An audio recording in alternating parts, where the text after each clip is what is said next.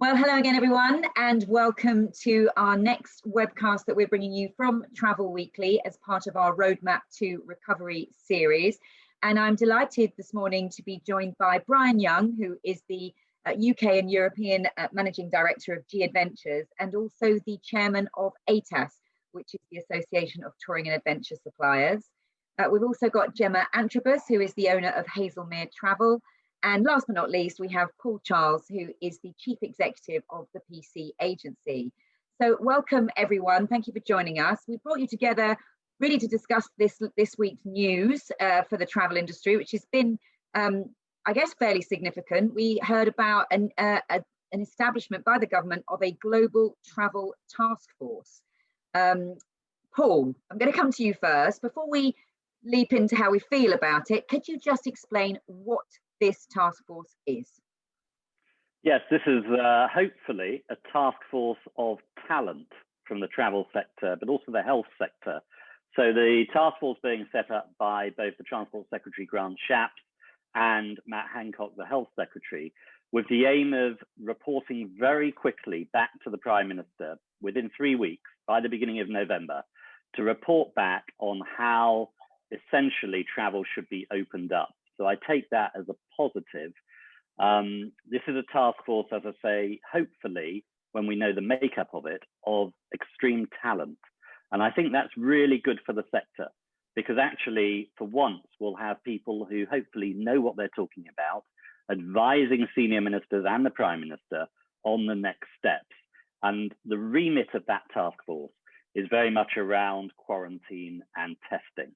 So I'm sure we'll go into the detail of that, but essentially it is around, can the 14-day quarantine currently in place from high-risk areas be removed or be reduced?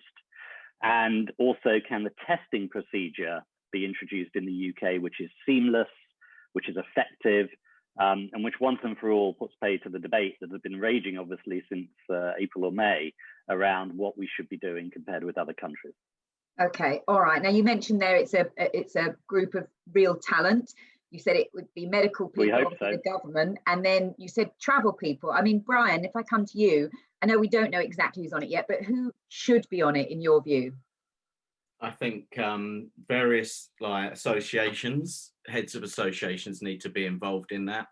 You know, we as ATAS are part of ABTA's Save Travel Coalition, so I think a voice from that group needs to be on that board, because they represent so many other, us, Advantage, Travel Network Group, etc. I think my hope is that the travel experts that they ask to join are across the industry, and isn't just seen as like aviation being the leading force in that. I think it has to be, across aviation, representation of travel agents, tour operators, etc., so that, UK outbound, inbound, ATO, a whole lot. So I would hope that there's a collective of travel professionals that represent the wider industry and the whole industry that get involved. That therefore then you absolutely get the voice of the industry, the expertise of the industry, so that the government understands frustrations and how we can overcome those frustrations to work on a solution that's right, not just for consumer protection and safety, but at the same time opens up our industry to get things moving, because it's at a standstill at this minute in time. Okay, I mean, Paul mentioned there it's got to report back within 3 weeks, so it's got to get a shimmy on in terms of getting these people on board. Gemma, you represent ATO agents. Have you been asked to be part of this global task force at all? Funnily enough, I've just been checking my phone and no calls from Grant Shapps yet. So I echo everything that Paul and Brian say. It was welcome news yesterday, and the announcement that it's going to have travel people involved is obviously hugely positive for us in the industry, because that's what we've all been shouting about for such a long time. We have ideas, we have possible solutions, we have ways to not keep spending so much money, and if we'd have been listened to a lot sooner, I'm not sure if we would be in the position we are now. So my hope very much is that they listen to the experts of the industry, and there has been some amazing work done in the last 7 months in order to take to government to try and help with situations like these, and thus far no one's even bothered to even listen or look at that. So the work is there. The people are there. We're willing. We will do it. We're just, waiting to see who that might be. And I just hope it's not going to be made up of, ministers who really don't have a grip on what's going on, or, as Brian alluded to, a single sector. And a lot of people do see travel as being purely aviation, and that it is not. It is a major part of what we do, but there are so many other facets, and just taking into consideration one element of this is not sufficient. Yeah, okay. I mean, Gemma, you just said there, if they'd have done something sooner, we might not be in the position we're in. And I saw lots on social media with people saying, well, this is great. Clearly, Paul said it's a positive, and you both said it's good that it's happened. But a lot of people are saying it's about 7 months too late. Why are they only creating this task force now, Paul? Do you think it is too little too late? Well, it's never going to be soon enough, is it? And that's why I'm quite positive about it, because I'd rather have experts advising the government rather than civil servants and ministers producing a policy which may not be effective in the short term and rushed. I'd rather have something much more thought out. And whilst I absolutely understand the pain that agents and operators and all of us in the travel sector are going through, I'd rather wait another 4 to 6 weeks to get something right that is going to help the sector properly recover and be effective, rather than this twist and turn of policy. I think it's worth saying two really important things as far as I understand it from my sources. One is that this task force is going to be focused on how to deliver a shorter quarantine period practically. So that's one of the key things the task force will be doing. So the people on it need to be very good at logistics and working out how to implement things that are going to be effective. So, for example, it's quite likely, and this is where I'm really optimistic, the 14-day quarantine period is going to come down to a minimum of 5 days plus test. So have your test on the 5th day and get the results on the 6th. If you're negative, you're out of quarantine. Now, the scientists from various places, but especially the London School of Hygiene and Tropical Diseases, who the government are listening to at the moment, are saying you can have a 5-day quarantine plus a test and reduce infections or catch infections up to 85% of infections. Their alternative is a 7-day quarantine plus a test, so out on the 8th day once you're negative, and that would catch 90 to 95% of cases. So either of those, I think, are hugely positive for the sector, because it enables us to say quarantine is now 50% or more less. That's much better than 14 days. It enables you to take a ski holiday for a week, for example, this Christmas, and still be able to quarantine and then potentially go back to school if you're a family. So it's a good thing from that point of view. The second thing about the task force is to create innovative, longer-term solutions to travel. And this is what excites me the most. Actually, we know that maybe the sector's gone too far. Maybe we've suffered from over-tourism. We've suffered from too many seats on flights which are being given away and dumped and environmentally not successful at all, or pushing the boundaries at all. This is an opportunity for the sector to rethink, to reshape, to push the boundaries in a different way. And if we get the right people on that task force of doers, and I think it will be very business-led rather than lobby group-led, then there is a real opportunity to effect change for the longer term, which the government needs to hear. Okay, all right, good. Well, you made the point there that if it was halved, the quarantine, it would make a real significant difference to the travel industry. You gave the example of ski trips. If I come to both the people at the sharp end who are selling holidays, maybe come to you first, Gemma. Will it make a difference? Do you think your customers will have the confidence to travel if they know the quarantine period is halved, from 14 to 7 days? I think it will for some. I think it's still what that looks like. And if people don't have the ability to quarantine for even 5 days, they still won't take that trip. So it's so individual, and I see it all the time. I have clients who have barely left their homes in the last 7 months, and others who will happily travel against FCO advice. So it is a really, really different dynamic out there at the moment, and it will help. And I think it will help with confidence. But I think one thing that needs to be taken into consideration is any costs involved with this, because already we're seeing clients sort of turning away from destinations that have to have PCR tests beforehand, because some of them, particularly in the south, the availability is not great, and the cost of those can be over £200 per person. So if you're taking a family of 5 away, before you've even gone away, that's another £1,000. So I think the costs involved in this, if it is something that is funded by the government, is one thing. If it's a cost to the consumer, it's an entirely different situation. But, you know, we have to get somewhere. We have to make these steps. And if this is, you know, the first part of getting us back to some kind of normality on this journey, then, you know, I welcome that. And I look forward to seeing what it looks like, and I will wholeheartedly support it. Yeah, okay. And Brian, just to come to you, in terms of your customer base, I mean, you must be surveying them and talking to them all the time. Is quarantine currently, the 14-day quarantine, the real deterrent to traveling? I know a lot of the destinations you go to are off limits, but what are your customers thinking? It's interesting because you know, we have tours that have operated in September and October, and in Europe, and of course Europe's where it's getting hit hardest in terms of it's on a travel corridor list, and then next thing you know, it's taken off. So that in its own right is creating a lack of confidence for people, because if you imagine, you know, we're seeing it constantly in the press where you've got families that are on holiday, then suddenly get told they've got to get back by Saturday or got to quarantine. They're scrambling to get back. The flight prices are double, tripling in price. So it's making it really great. And that's the biggest factor, I think, that really does impact people's confidence to travel.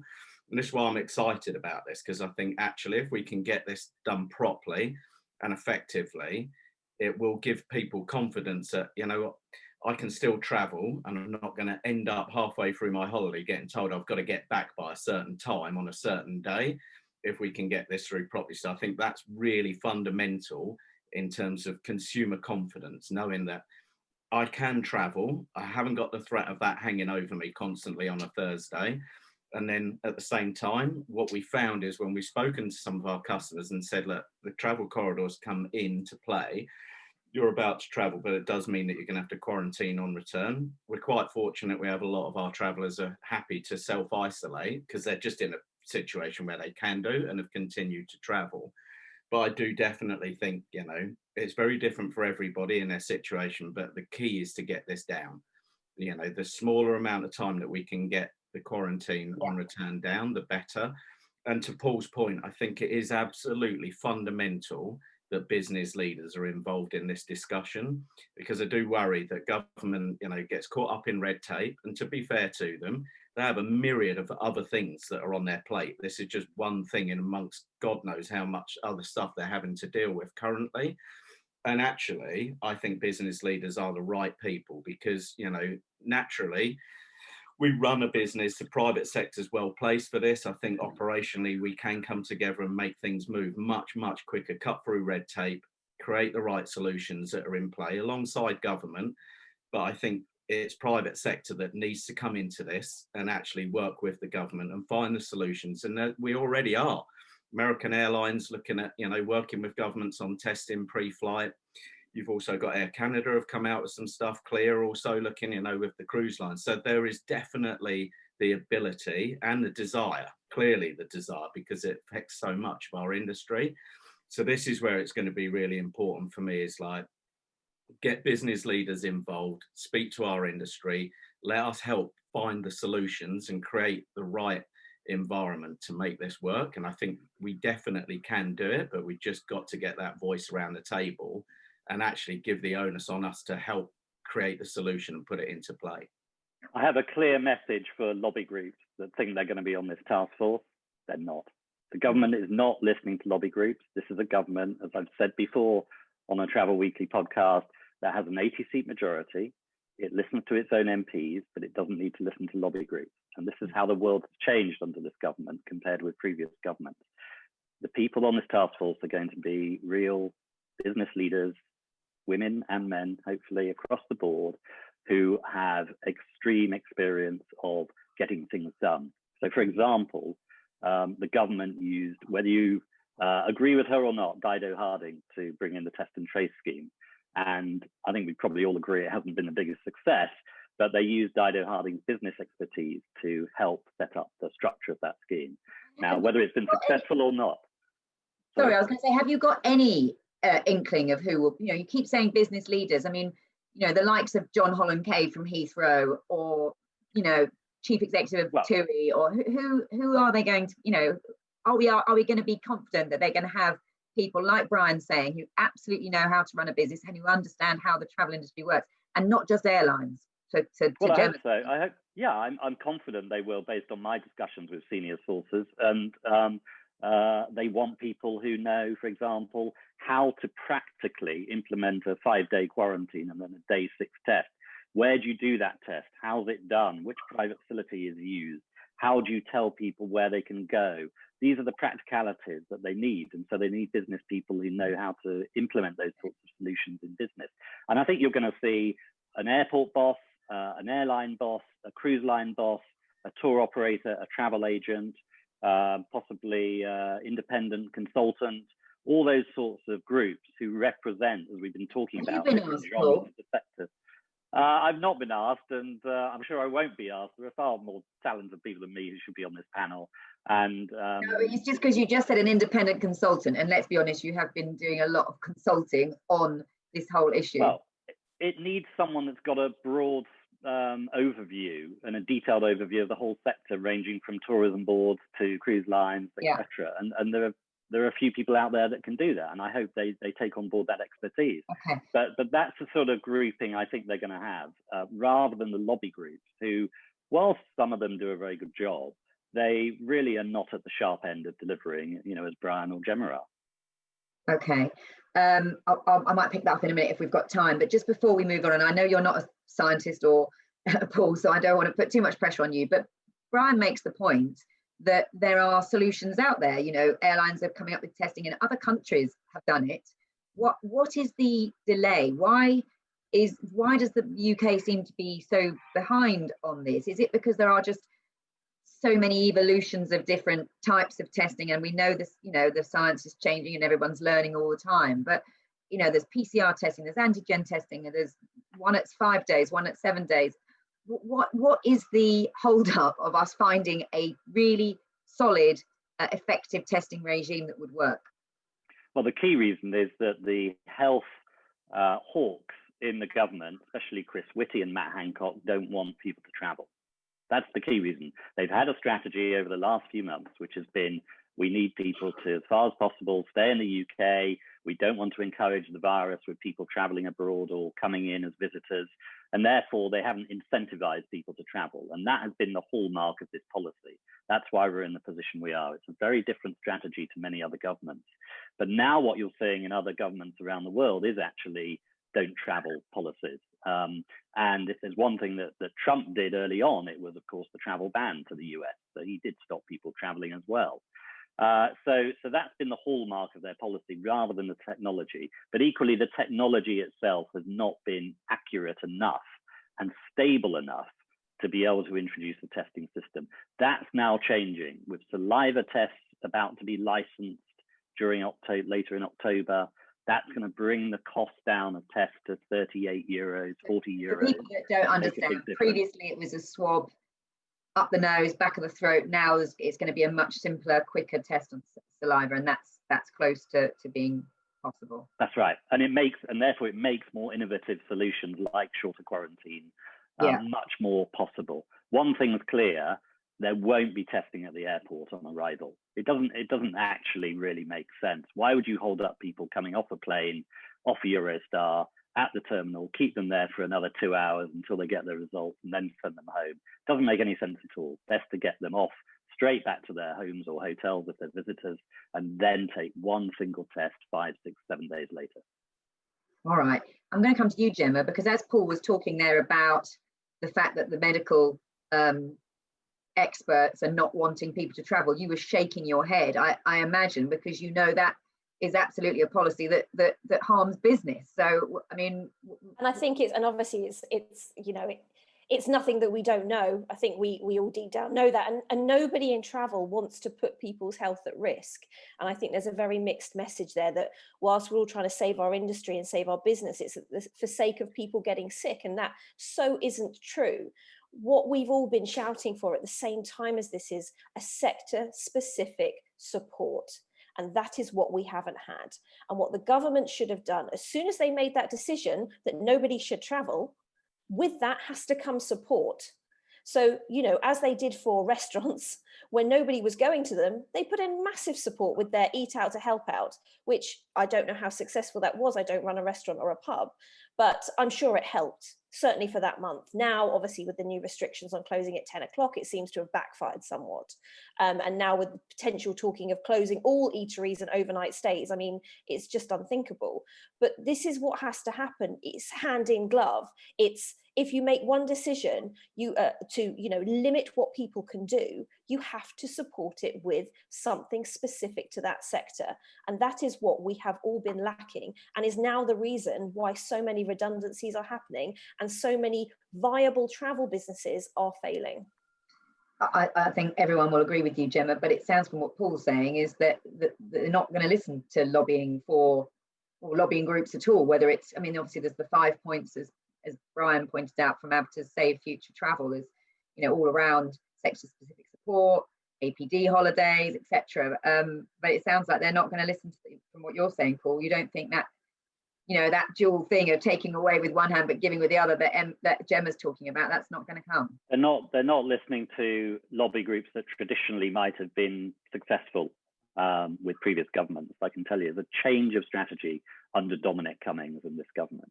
So it's pointless. And the only way to get change is to be effective within a task force, or to ensure that MPs themselves are really having private conversations with senior government ministers. That's the only way to change policy with this government.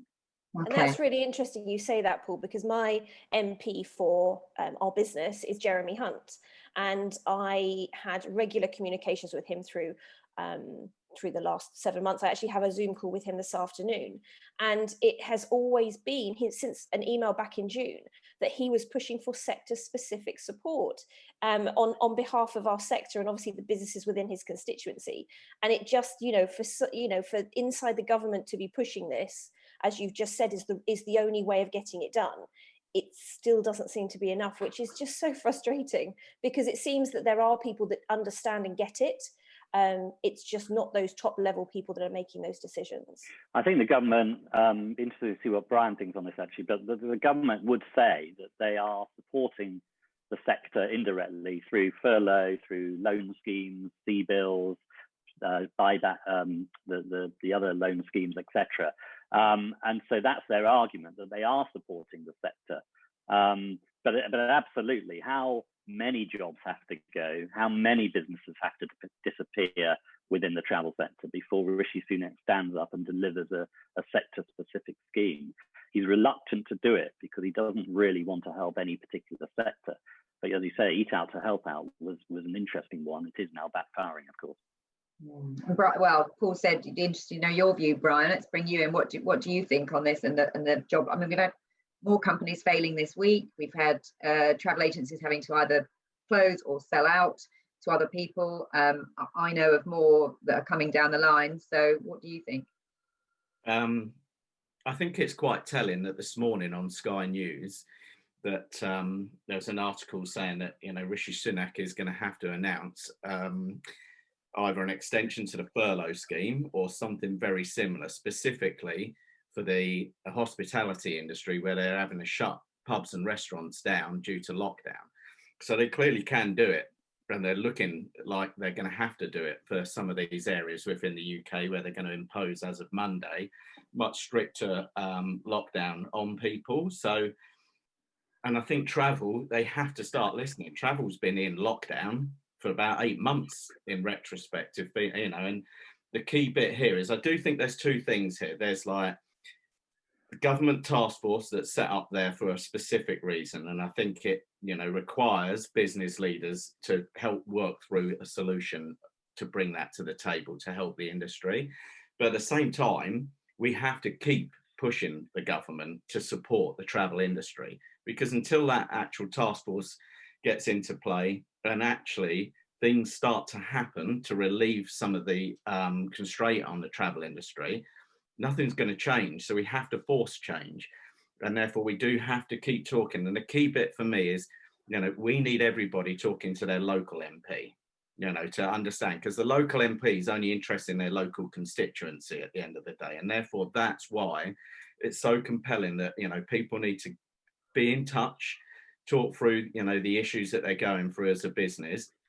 You know, the webinar that was like last week, I think it was, Kate Harris, you know, I think anybody who watched that webinar, you know, couldn't help but it was devastating to listen to that story. But they're the stories that need to get to the local MPs so that they get a real understanding of what the travel industry is going through. And that's where I think, you know, travel agents, everybody in our sector needs to be looking to do to try and get the government to listen, hear our voice, to be able to understand what the travel agent needs in terms of sector support. And I look at, like, you know, the petition, and I know, you know, from your perspective, Paul, that government won't listen to lobby groups, etc. But we have to keep pushing. You know, there's 12,800 odd signatories on that petition. That has to get to 100,000 in my view. You know, we can't give up and say we've got to 10,000 and therefore that's job done. I actually think we've got to keep pushing everybody to get those signatories up to 100,000, because it means that then it does get considered for debate within Parliament. So, and I know everyone in the travel industry is probably at their wits' end, but we just can't. We've got to keep fighting, we've got to galvanise and keep going. And, you know, so there's that side of it for us as an industry that I think we have to keep pushing and got to get everyone galvanised in which to do.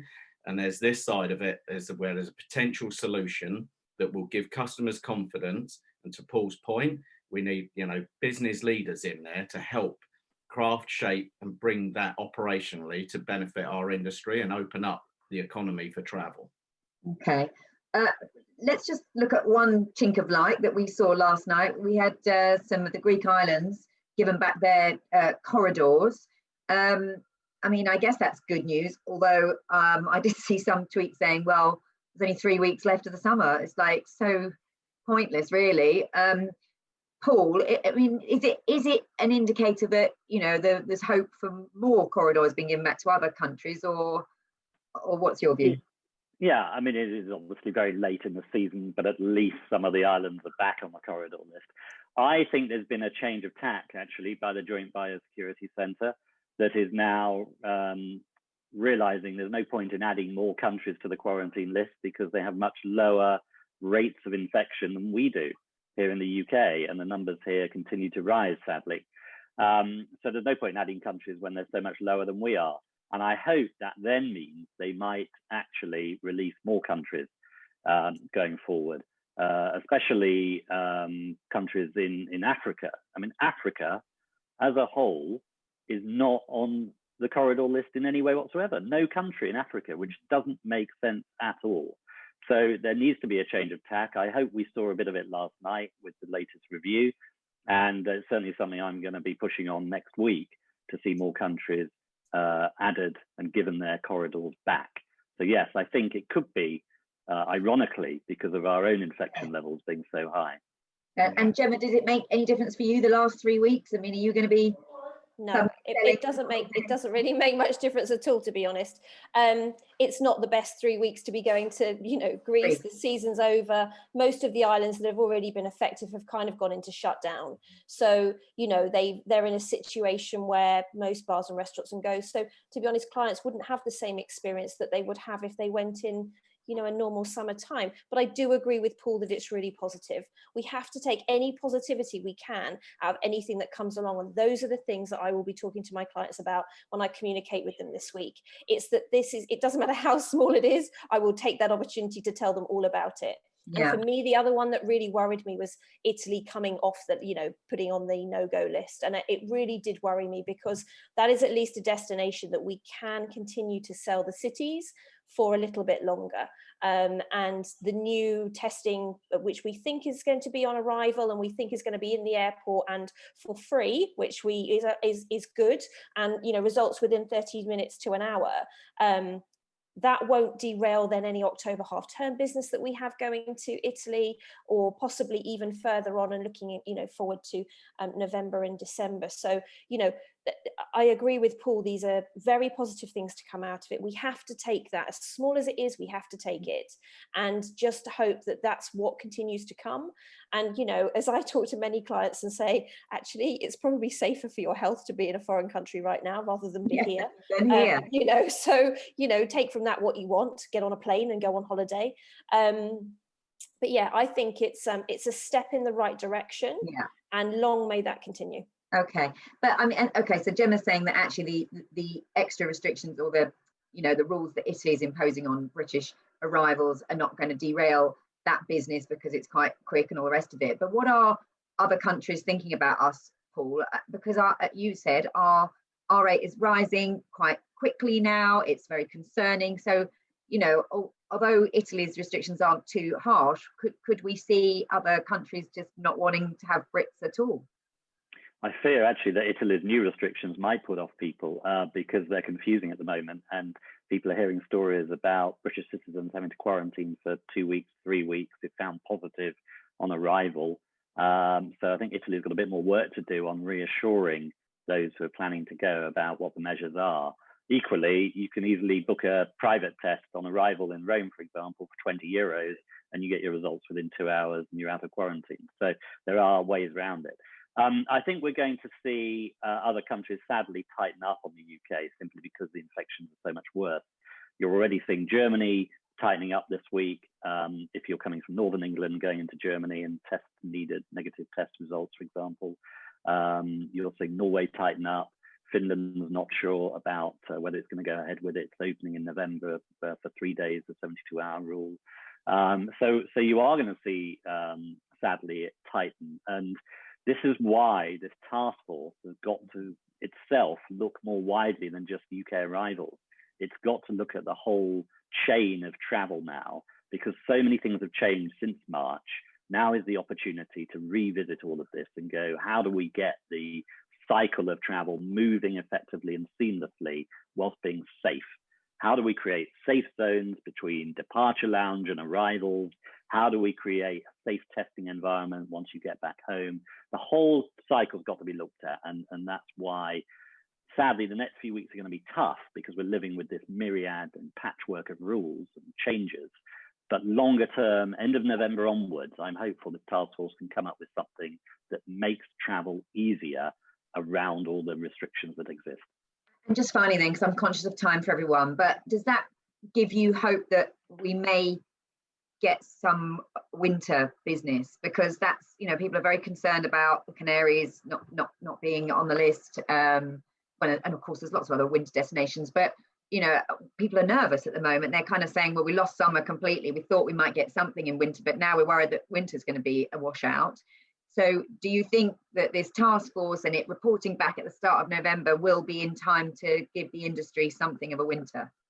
I do. I'm actually really optimistic for ski season as well. I do think if this task force can deliver on schedule beginning of November, and I believe the government when they say it's beginning of November, Boris has 2 or 3 weeks to look at that report and turn it round and hopefully agree with the suggestions of this task force of talent, and end of November agrees to what they're proposing, then by certainly mid-December onwards, we could be in a period where the ski season can have a mildly successful season based on a much lower quarantine.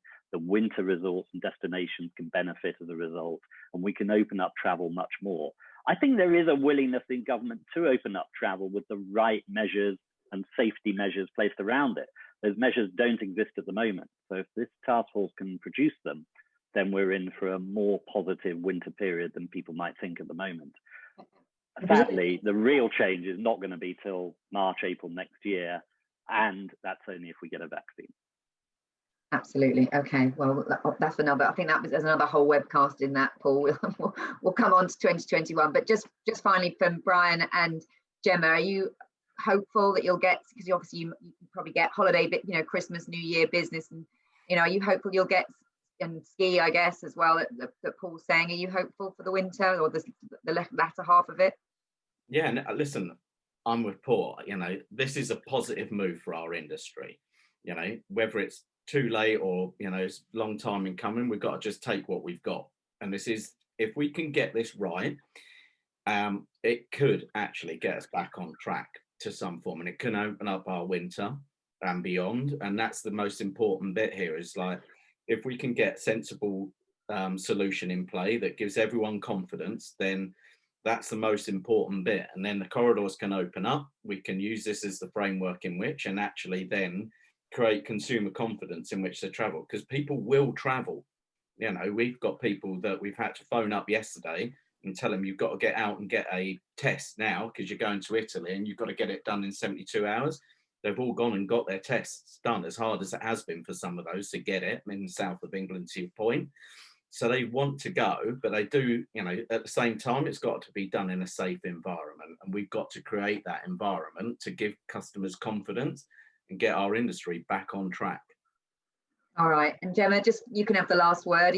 Are you selling people as you normally do away for Christmas and New Year? And you know what, we sell dreams and memories, and you know, people have had a really hard run this year.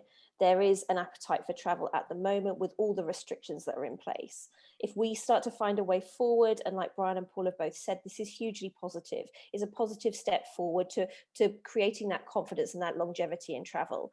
And once the consumer starts to see that just come through in the press, even just announcing a task force will make a huge difference. So, you know, we will get back to that, because people want that. People need that. People need that break. They need to see their families. They need a break from everything that's happened. So yeah, I am hugely confident that we are finally moving in the right direction, you know, despite it being a little bit overdue. But yeah, we will get there. We just have to make sure that we are hunkering down and doing everything we can to save our businesses to that point. Yeah, well, yeah, we're under no illusion it's going to be tough. I think Paul said it's still going to be a tough period, but it is so great to be recording one of these sessions where people are actually saying, this is good news, this is positive, I feel confident. We haven't heard that for a long while. So I'm so grateful for your time, and fingers crossed it all goes well. So thank you to Brian from G Adventures and ATAS, to Gemma from Haslemere Travel, and also ATO Agents, and also to Paul from the PC Agency. Thanks, guys. Thank you. Thank you.